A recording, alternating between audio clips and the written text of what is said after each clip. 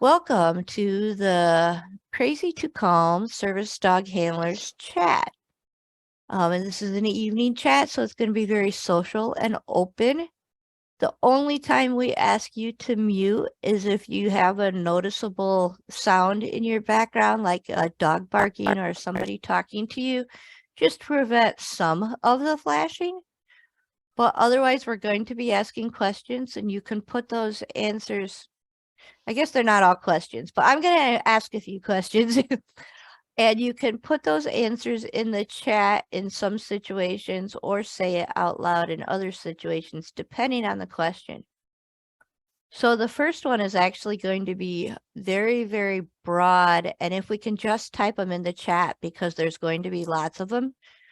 So this being February and our theme being focusing on behaviors, the very first question is, what do your dogs do? What behaviors do they do that you absolutely love? So just to give you an example, like Azul as a puppy started doing the chin rest kind of automatically, and I love chin rests. So that's a behavior that I love. So type them in the chat. I want to see how many we have in common, actually. So just because somebody else posted it doesn't mean you don't have to.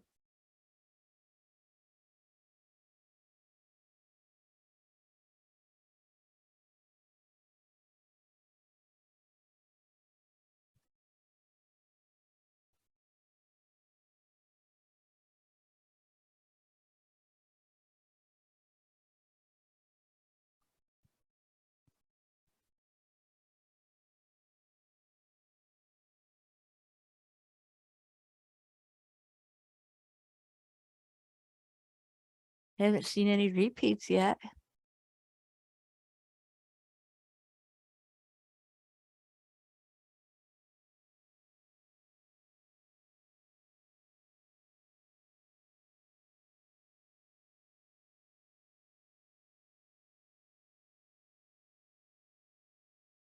I'm sure the retrieves is a big one for all of us.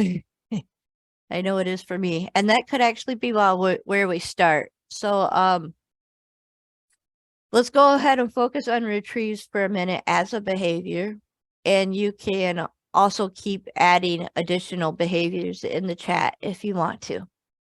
So with retrieves in mind, we know that this is one of the more difficult things for some dogs to learn, while some dogs do it naturally. So if you think that your dog kind of had natural tendencies and took to it real quick and easy, can you raise your hand either visually or in the reactions? I tried to do that. Or anything. Yeah, mine's clapping instead of raising my hands. But all right. So we'll kind of go around in the way that they popped up. So Cindy's hand popped up first. Cindy, you want to tell us some of the things that you recognized about the, what made you think it was a natural behavior? And Ashlyn, if you want to start typing that as well. Well, contrary to what a lot of people realize, is poodles are waterfowl dogs, retrievers. So somebody would shoot a duck down and the dog will go get it, and they have a very soft mouth. And while Nick had puppy shark teeth, when he was little, he would still bring me things. He would still play retriever games. He had a desire to have me throw the ball for him or get something, to give me something. And I did my formal back chain shaping with the dumbbell with him, and he just naturally picked it up. And now every time he wants something, he brings me a treasure. And it might be something I want. It might be something he wants. It can be a squirrel. It can be a shoe. It can be the remote. It could be glasses. It could be anything. But last night I was eating cheesecake and he wanted some. So I had his vest sitting on the couch near me because I was just starting to work on them. And he picked up the vest and brought it over to me. but that soft mouth, he's got that bird soft mouth where you have to really kind of shake things to get it and pull things to get him to clamp down and not just have a loose bite on it. Right. Right. I'm pretty sure Ashlyn is still typing, so I'm just going to jump in with what led me to believe Azul kind of had those natural tendencies. And so, very, very young, probably only even 8 to 9 weeks old, we did a lot of toy trade games. So I would toss a toy, just a couple, maybe even 2 feet away from me where I could still reach it if I wanted to. And I'd wait for him to get it and then produce another toy that I started shaking at him to get him to run back to me. And so he just started automatically running back to me and dropping that first toy. Basically, I was sitting on the floor. So basically at my knees, almost in my lap, and wanting to engage with the second toy. And then I was able to toss the second toy and reproduce the first toy and kind of go back and forth, back and forth. And so by 9 weeks old, he was kind of doing that natural retrieve on his own, in that fun play setting. And because he was so good at it, by the time he was probably 10 weeks old, we started switching to safe human objects.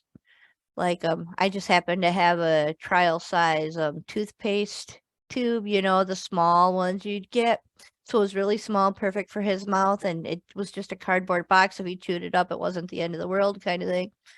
And so we played with that for probably a week, and then we started transitioning into other items, and he was always really great with that.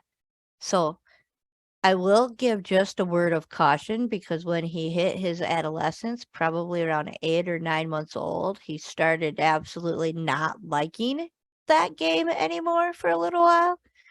And so for me, I had 2 choices. I could try to encourage it and up my reinforcement for that, or what I chose to do is just give him a break from doing it for a little while and let him, just have his break and enjoy his adolescence. And then once he was at a better learning place, that's where I really shaped the formal retrieve that I now consider a service dog task. So he had those natural tendencies right away, but they did disappear for a little while. And so Ashlyn says, with retrieve, both of her dogs are chasing after the ball and picking it up and bringing it right to her pretty much automatically. And a lot of dogs will do that just because they want to engage with us, and that is kind of a natural retrieve. So go ahead, Cindy.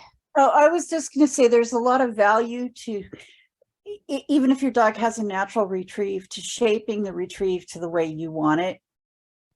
So, because like I want Nick's retrieve to be to hand every single time. And I had been through the lovely task of teaching a dog that doesn't retrieve naturally to retrieve. And so I knew what to do with Nick as far as shaping that retrieve, and it's given him a much stronger retrieve. He still will sometimes put up his like, I don't want to put that in my mouth, but he's pretty good. Right. So Greta, I did not see your hand go up when we talked about natural retrieves or, natural tendencies. So, I know that Cassie retrieves, and I've seen her do it to a million different things, but was she kind of a little bit harder to teach that, or did you miss that question? You're muted. Yeah. I kept getting kicked off the video, so I had to keep logging in. So I just used my cell phone because the computer's acting up. So Cassie's pretty easy. No, Cassie has done it since like the day I got her. I started teaching. She was like 3 months old when we got her. And from day one, she would get her toy and then I would throw it. She would bring it, not necessarily give it to me, but she'd bring it back. And then I started making her put it in my hand, but she's been retrieving since she was little bitty. Yeah. And I find that there are things that we can do with puppies to kind of shape it early. A lot of people don't like the game of tug, but for me, if you can get them to play tug and then the toy trade and they understand what trades are and combine those two games into one, that's a really great way to shape it early on, Mhm. make it fun. Then there's always the dogs that are challenging, like Cindy just mentioned. So Cam, granted, Cam's first couple of years in my house, I wasn't really teaching formal retrieves. Cam played ball, but he wasn't retrieving. So he was probably in our house about 2 years when I got my first service dog. And when she was about 7 to 8 months old, I was teaching her to retrieve, and he wanted nothing to do with it. So it wasn't until a full probably 2 years later that Cam finally learned to retrieve. And once he got it, he had it. But breaking it down small enough for him was really, really challenging. And part of that was we had other dogs in the household too. And if the girls were there and willing to do the work, he was willing to lay back on the couch and watch them do the work, whether he got reinforced or not. But so I had to take him out of the house, away from the girls, where it was just him and we could just focus on showing him what I wanted. Then when he had it, he had it. So like within a week, he could do it long distance. He could go anywhere. He could get anything I asked him to, minus some more challenging things like silverware and keys that dogs don't like right away until they're conditioned to it. But so that is a really good behavior that we all love. Kind of looking through the list really quickly, I noticed that a few of us mentioned cuddles and also the chin rest. Does anybody have a preference on which one we want to talk about first? I have a different question for the next behavior. Well, I would just say that I prefer cuddles and Nick prefers a chin rest. Yeah, So we're I working could agree with that. we're working on that. But the other behavior that is really important, I think, is the tugging itself, because between retrieving and tugging, those are the foundation for a lot of service dog behaviors. It could be going to get meds for somebody who needs meds brought to them. It could be helping with dressing skills for somebody who needs help with dressing skills for the tugging. And Doing the laundry, opening doors. doing the Yeah. laundry.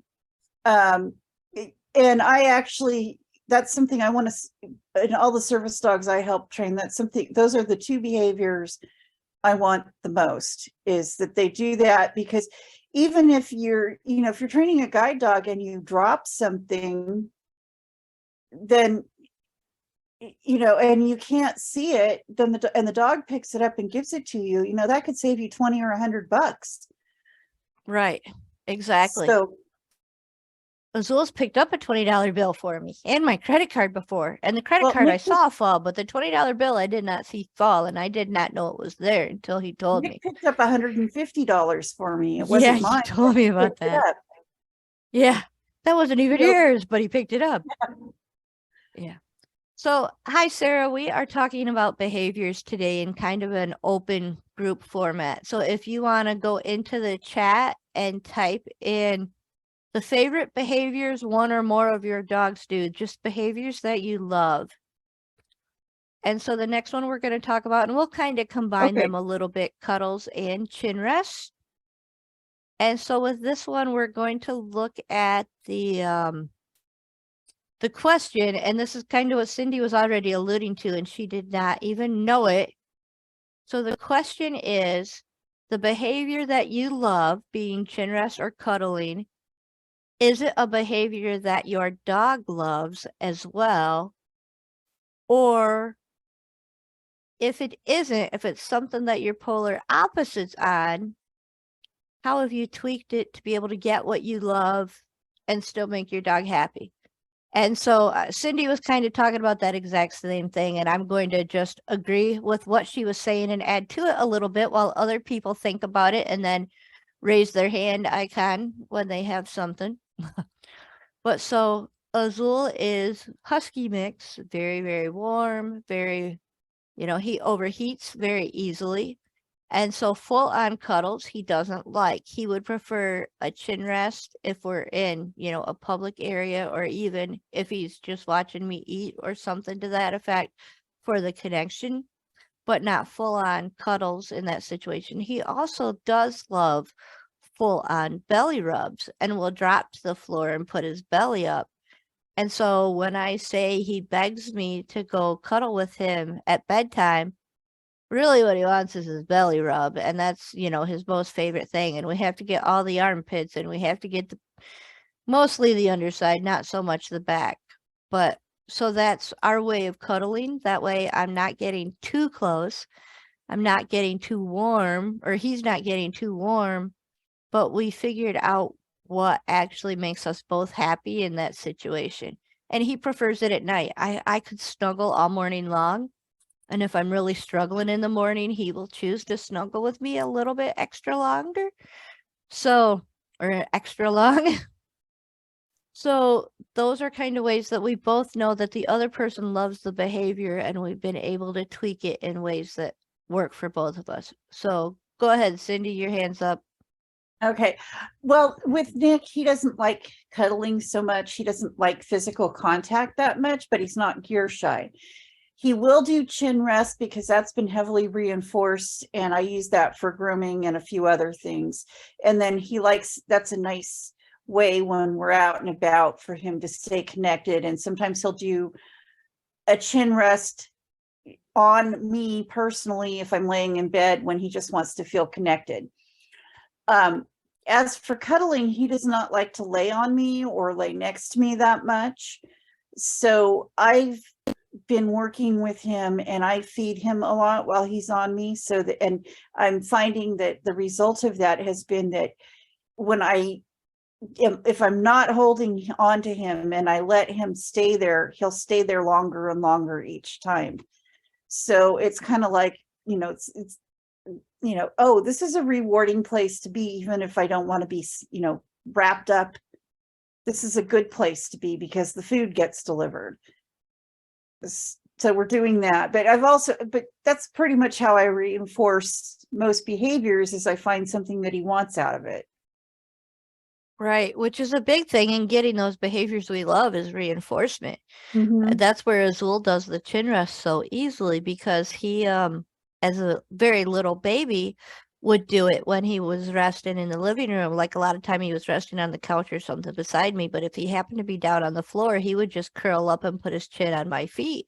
And I would reinforce that with either food or rubbing or, in some way, a little bit of a belly rub and help him fall asleep. And he would sleep there with his chin on my foot. And so I Mhm. reinforced that quite heavily when he was younger, and then I stopped reinforcing it for a while. And like all behaviors, when you stop reinforcing it, it kind of went away and wasn't there for a while. And I didn't realize it at first, and suddenly I kind of went, it's been a really long time since he's done a chin rest on me. He'll do it to my husband all the time, and let me outside, get me food, give me a cheeseburger, something, So he does it to my husband to beg, but he doesn't do it to me to beg. He does it to me for that connection. And so Well, I just started reinforcing it again, and sure enough, it's come back as that connection and that seeking out me, which is really what I wanted to begin with. since I'm Nick's only person, he does chin rest on me quite a bit when he wants something, especially if it's in the middle of the night. He comes up next to the bed. If he can't find my arm, he sticks his chin on the side of the bed, and I don't know how, I feel his chin sitting on the bed and his intense stare when he does it. Like, I need you. And then he starts looking for hands. So we are going to circle back to other behaviors about, that maybe you love and your dog doesn't love, or your dog loves and you don't love. But before we do that, Sarah, I got to know, can you describe this flea biting a little bit more and why it's so cute? Oh, it's like the front teeth where they nibble on you. Okay. And I don't know. I just think it's cute. Yep. Nope. So I guess it's reinforcing for George because it makes me laugh. And then he's just like, oh, yes. Azul will do that a little bit, and then it kind of turns into what I call the bitey face game, because he's got the most soft, gentle mouth. But if I put my hand near him when he's been doing that, front teeth thing, he will go after my hand looking like he's super vicious, but like super soft. And so again, he really only does this at night when we're in bed. If he's not quite ready to settle down yet, needs to get a little bit more feistiness out before his belly rub, that's when he initiates it. So it's not like we're walking around public letting people look like he's mauling my hand. But but it makes me laugh. And of course, so that's reinforcing. Yeah, Cindy's trying to show her vest again and she's disappearing. I know, I noticed that. But I It's the also felt background. something feel like it was peeling off. Yeah.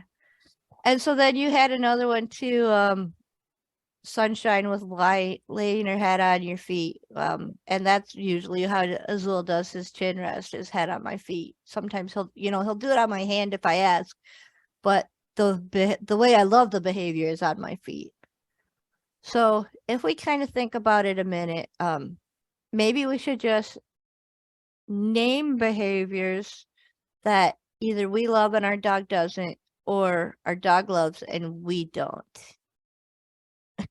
So if you want to put those in the chat, we'll see if we have any common terms.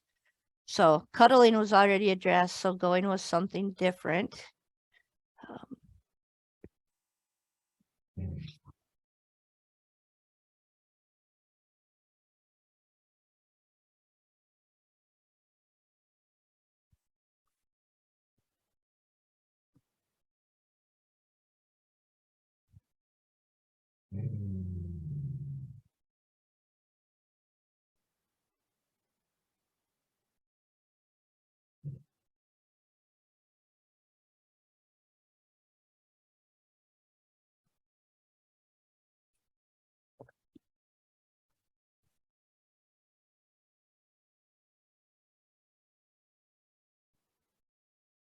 Do we have Jeopardy music? We should have.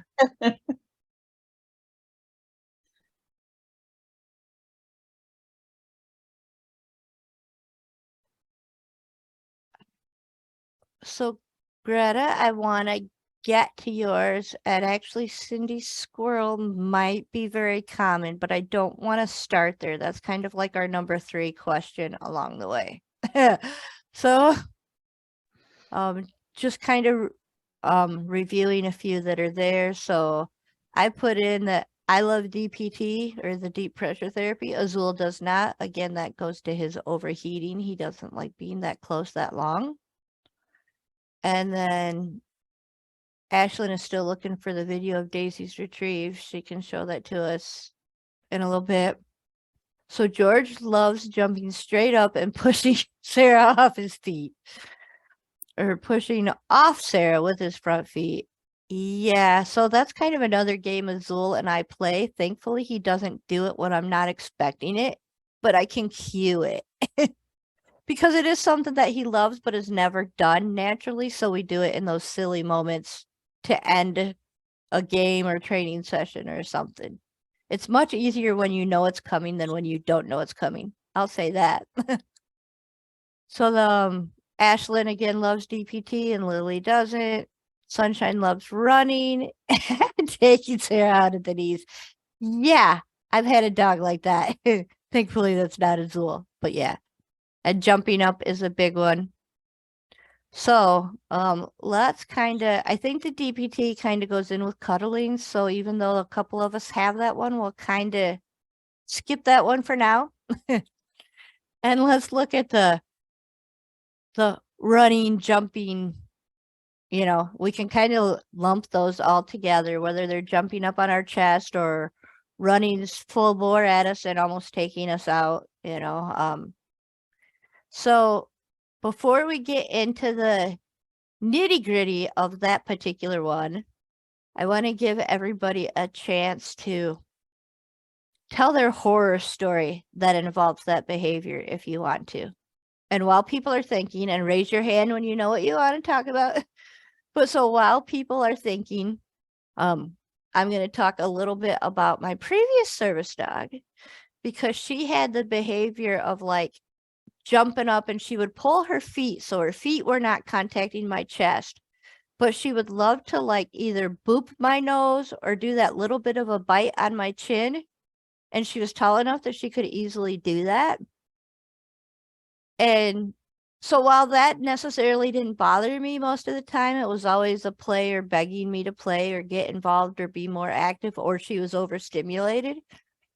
The one time we were playing even after dark made it worse. So I had thrown a ball not very far, or the ball ended up, just a couple of feet away from me. And I bent over to pick it up. And of course, she beat me to it because dogs are much quicker than we are. And so as she picked up the ball, she started going into her jump front feet off the ground. And I'm still going down to pick up the ball. So our heads basically like her head and my head collided. And she headbutted me so hard, I almost passed out. So that's my jumping horror story. You do not want to accidentally be headbutted by a large dog because it was not good. And once I actually regained enough sight, I know I said a few words that I normally would not say.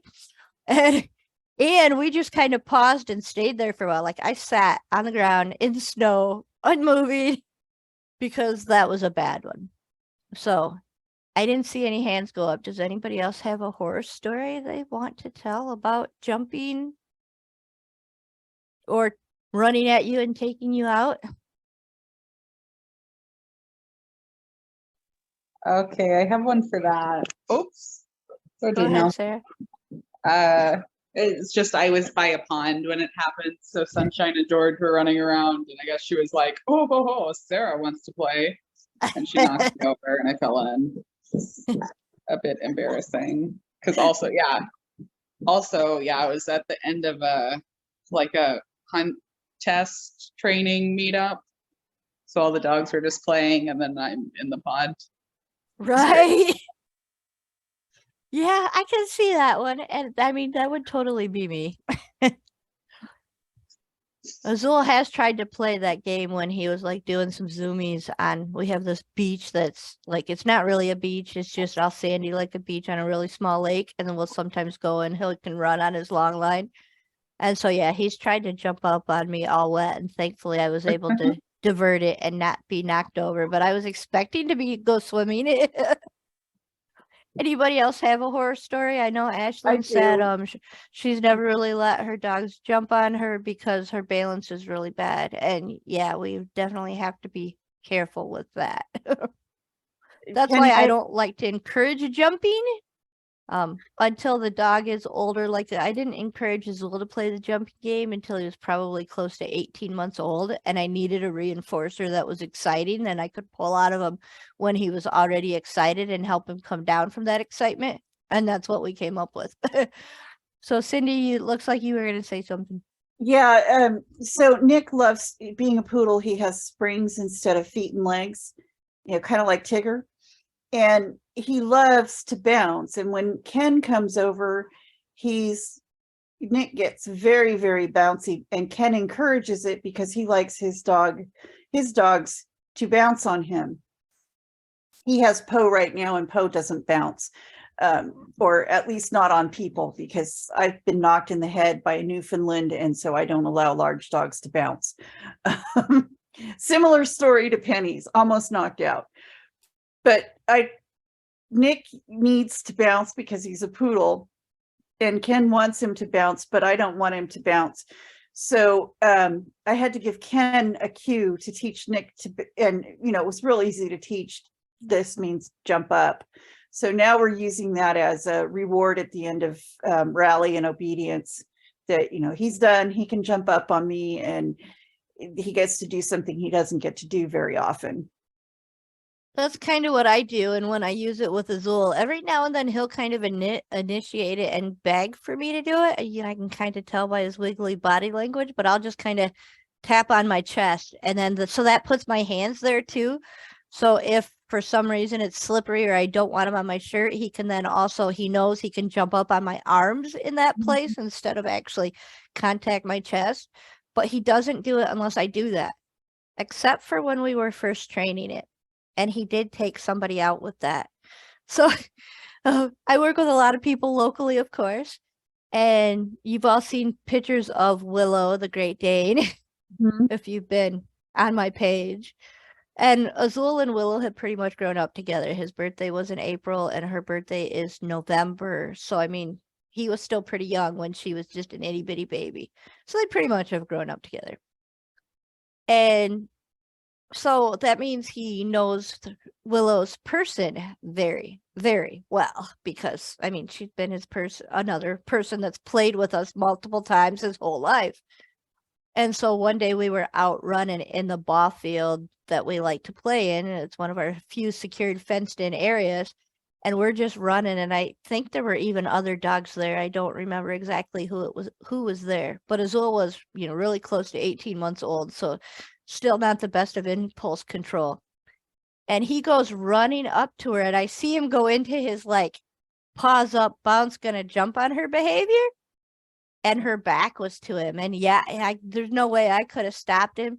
He got his paws on her back and she went down to the ground and she's like, oh, where'd that come from? Who just hit me? The funny thing is now her Great Dane does it. And it's a whole lot different with a Great Dane doing it versus 70-pound Azul. But yeah, I mean, she laughed and thought it was funny. And I mean, it was a training moment because we were able to tell Azul, no, you can only do that to me, not everyone else. He's done it to her a few other times too, just because, he's associated it to a few people that are really close to us that he sees often that it's okay to do. But only the people that get amped up and playing off leash. So fair warning, if you ever meet Azul and if you're ever playing off leash and amped up, he might just pounce on you. But you have to be around for a while. He doesn't do it to the newcomers, only the people he knows. Anybody else have a horror story they want to tell? All right. So we're going to kind of end the evening and the chat with one final thing. And so if you had, and this might be kind of a sensitive subject because we know there are lots of not so pleasant ways to train behavior. So let's try to keep it on the positive side. If you've had a behavior that you absolutely cannot stand, and so this could be Greta's light chasing, the shadow chasing stuff, or any behavior similar to that, something you just cannot stand that your dog enjoyed doing. What kind of creative ways did you come up with to try to get a reduction in that behavior? So, well, counter surfing's a big one here. And so I kept my counters immaculately clean for a long time. And he stopped shopping on the counters. He sometimes will shop if he thinks that there's something interesting on the table. He'll sometimes shop there. But for the most part, the counter surfing has stopped. And it was about keeping the counters clean. Now I can leave food and reinforcing the default leave it. And it pretty much stopped on its own. That's a big one that a lot of people struggle with and can be really challenging. And for most dogs, if you can avoid them practicing that behavior for long enough, keep your counters clean enough that they're not getting reinforced for it, while you're working on leave it and reinforcing them heavily for choosing leave it's and things like that, it usually will go away. But yeah, that's exactly the kind of thing that I was looking for. So what other things, whether it's that behavior or a different one, what other things? The other part of that is Nick knows, so we leave pizza on the counter on a regular basis. And I don't want Poe has known just to ignore it. She's not getting it forever. I forgot how I trained her to do that. But Nick also comes and sits and stares at you when he wants your food. So I did the old-fashioned thing of putting him on a boundary and having him sit over there until dinner is over and then he gets pizza crust. And so he leaves the pizza on the counter and he leaves the pizza, he leaves me alone while I'm eating my pizza as long as he gets his pizza crust at the end. So if he doesn't do what he's supposed to do, he doesn't get his pizza crust, but if he does what he's supposed to do, he gets it. And there's no cues involved in that. It's just, we've done it enough. He's had cues in the past. He knows that that's where he's supposed to be. It's a naturally shaped behavior. Mhm. It's a naturally shaped behavior. Yeah. And that's kind of another one that is really, really big and everybody struggles with. And it's almost the exact same result, just with a different scenario, is pulling on the leash. And so, I mean, that is a huge one. And it kind of makes sense. If dogs move at their natural speed, it's faster than the speed that we move at. What they find interesting in the world is not necessarily what we find interesting in the world. You know, we look at that environment through our eyes and they're looking at the environment through their nose before anything else. And so we're going to key in on different things. And that's a hard one to totally prevent. You know, obviously we have some management tools like dual clip harnesses, head halters if you need it. And, you know, so I mean, there are management tools we can use, but bottom line, the way to stop the behavior is to avoid it for long enough that it doesn't become a practice rehearsed behavior and reinforce other things. So, earlier before we started the recording, I was showing pictures of our sunset walk we did tonight. And it's just now that Azul is like, he's going to be 3 in April. And he's just finally now getting to the point where he can walk on that long line. We typically use the 30-foot long line because we're very rural out in the middle of nowhere. He knows I can even switch up long lines. I have a 20-foot, a 30-foot, and a 50-foot. And he will know exactly which one I'm on because they all have a little bit of a different feel to them. So he'll know which one he's on. And he will run right to the end of it. But before hitting the end with a snap, he stops, like he pulls it. And so I think I shared the video of him walking tonight too, where you can kind of see he's all happy and bouncy. And so the line might actually come up off the ground as he's nearing the end, but it never comes into a full taunt tight leash. Unless I'm asking him for help and we're using one of our, you know, forward momentum tasks or steadying me tasks or something. And then I can tighten the leash on him. And that's something that's taken us forever and a day to get to where that's reliable and consistent. And sure, you know, if a deer ran across our path too closely or if another dog came up, you know, he might get overexcited to the point of still causing problems. But that's what I mean by preventing. We work in a lot of environments where we don't see other people so that we can prevent, you know, that other dog running across our path. We can prevent, you know, we might have wildlife. We can't really prevent that.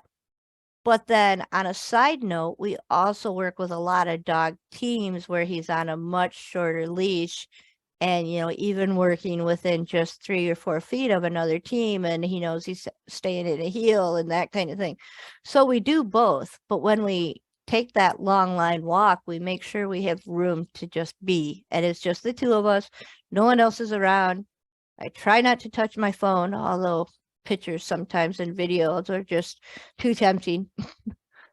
But yeah, so any other behaviors or creative things that you've done, or even just something that you didn't think you were ever going to eventually get there and you finally are at a point where you are just, it's clicking, it's working more than it's not.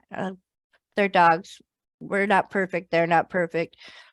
You know, so there's always that. But have you struggled with something for a long time and then finally hit that point to where it's finally feeling like they're clicking? I have. Cassie shadow surfing is getting better. That was a big one for you too, I know. I can't stand when she does it, but I've got it down to where if I keep the lights off in the kitchen where she loves to run through the kitchen to the living room, back in a circle, and I spend time with her, wearing her out during the day. Whoops, I lost you. Hang on. I was gonna say, we Then still she have you. will not do it that much. Okay, so then she won't do it as much, but since she had surgery and she can't do much, she's been stepping that up again. And then I'm having to put her in a kennel because she's not supposed to be like running.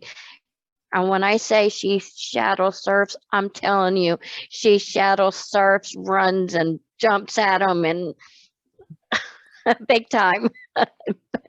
And you Now don't mind she's if I getting give a better. little bit of history on that, do you? No, All I right. don't mind. So Greta and I have talked about this one a couple of different times. When Cassie was littler, she would play with the laser with her. And anyone who knows me knows I play with the laser with my dog all the time. But I didn't do it when he was a puppy. Because when we teach them that lights can be fun and engaging when they're super little, before they go through that adolescence, and adolescents, they don't have a whole lot of ability to control their impulses, which is kind of where Cassie is right now and why she struggles with it on the days that she is not active enough. It's that adolescence kicking in. But so if we teach them that something is really fun like that before they have the ability to control it, then it can cause the brain to rewire in a way that makes them need it and can turn into an obsessive compulsive behavior.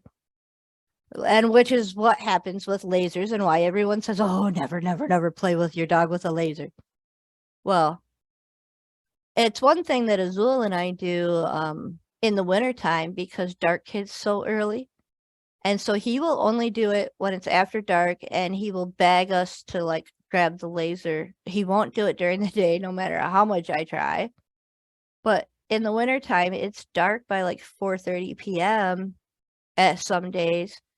And then he still has to have something. We can't go out and walk because it's, too snowy, too messy, too cold, too windy.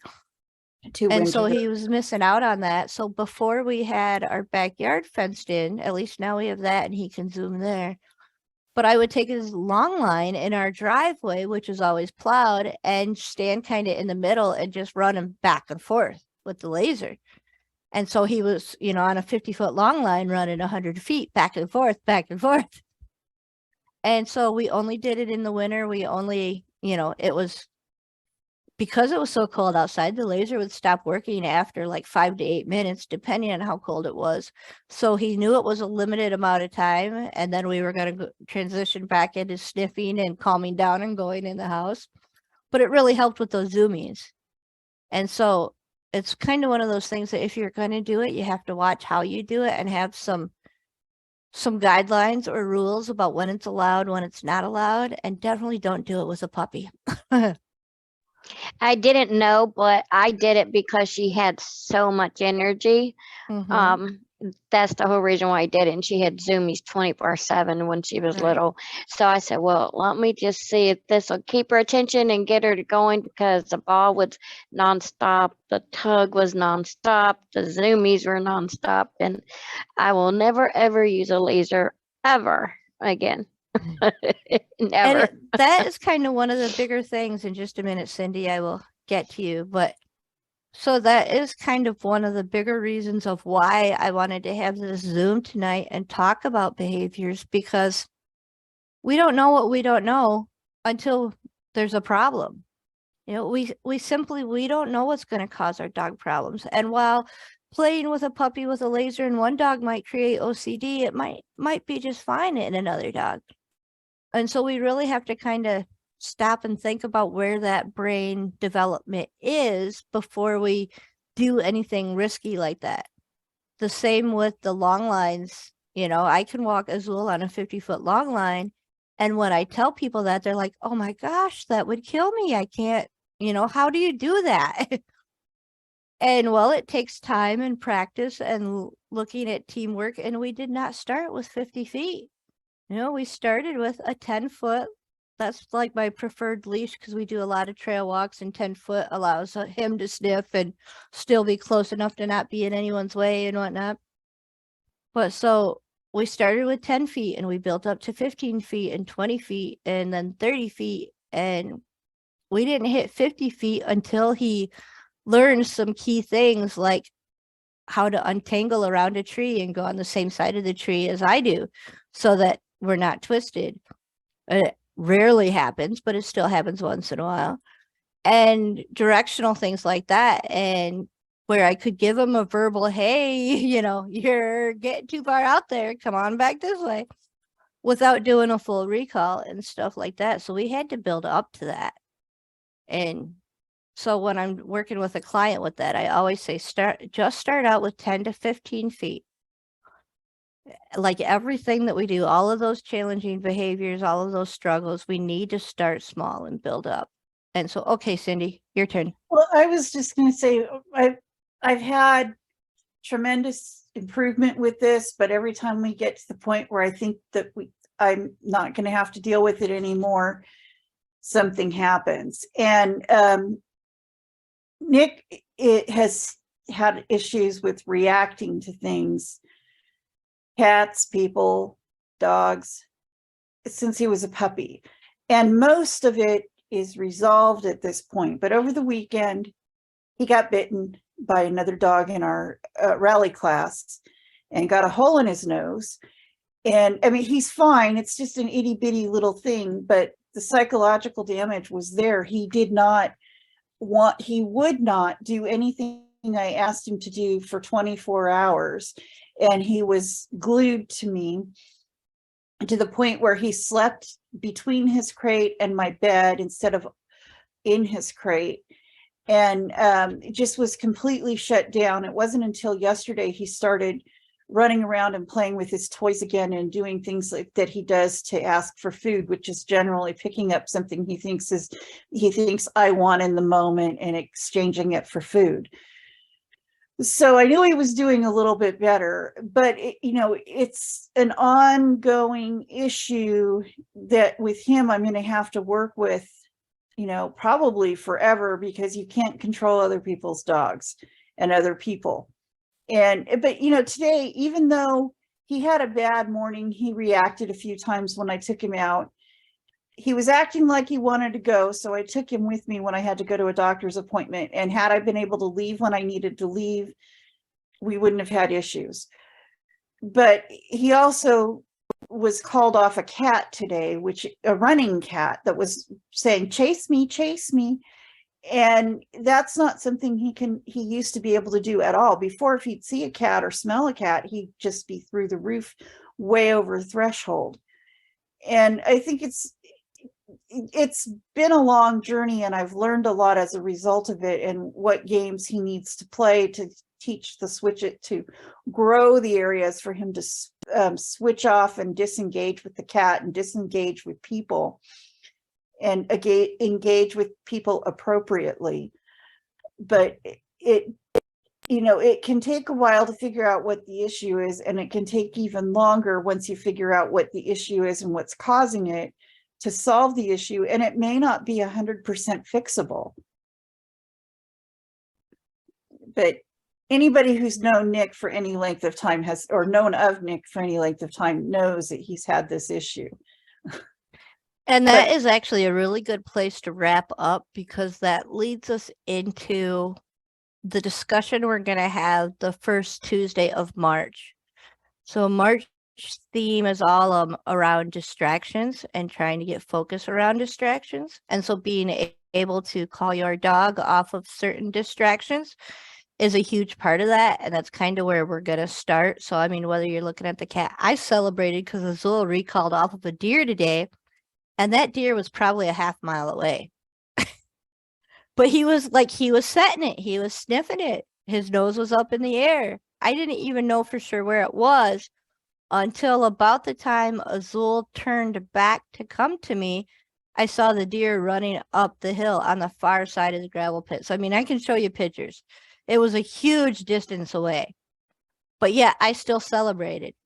If that deer had been, even 50 feet away because he was on a 30-foot long line, he may not have called off it so easily. Now, deer, like we see deer quite regularly. So it's more of that thrill of the chase and fun. Are we going to play versus, if he's on a shorter leash when he knows that he's not going to play with the deer because he's never been able to, then he's less likely to try, but he's more likely to try on the long line because he knows he can run further.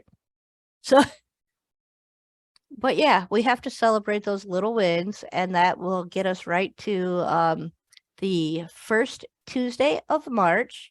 We will again do it at 7 p.m. Central. So that's 8 p.m. Eastern for Greta and 6 p.m.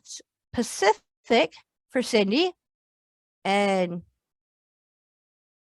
Did you 5. move it? Nope, you're right. I did the It's- math wrong. It's 5 p.m. Pacific Mhm. for those people out on the far coast. On the left coast.